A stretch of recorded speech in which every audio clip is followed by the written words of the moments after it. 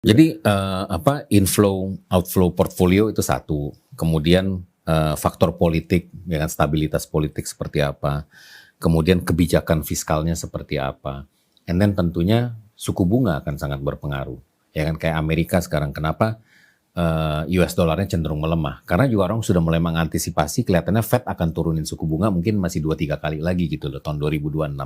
Ini pengaruhnya cukup gede gitu. Iya. Di samping central banks-nya juga mulai diversifikasi, ngurangin treasury holding, masuk ke emas gitu. Ya.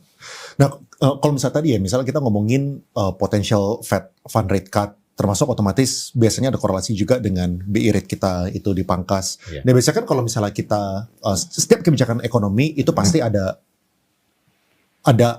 pro dan kontranya gitu. Misalnya kalau misalnya kita ngomongin BI rate itu dipangkas. Oke, kalau misalnya buat bisnis, buat konsumen yang mau nyicil, mungkin mereka happy. Tapi buat orang yang investasi di obligasi segala macam, ya mereka jadinya nggak happy. Nah, gimana caranya kita menanggapi itu dan apakah potential BI rate cut yang kedepannya ini adalah sebuah hal yang kita akan positif buat kita gitu?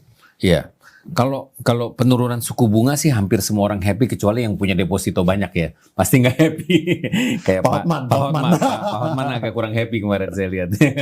Tapi kita yang di capital market kita happy ngeliatnya karena ini efeknya akan positif ke emiten-emiten ya kan, ke pasarnya sendiri juga positif.